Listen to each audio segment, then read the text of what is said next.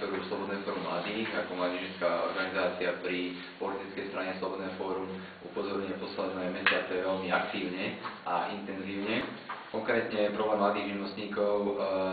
je ten, že zákon o zamestnanosti a jeho paragraf myslím, že 49 hovorí, že absolventi škôl, to je jedno, či skončí strednú školu, vysokú školu alebo proste učňovskú školu, má nárok na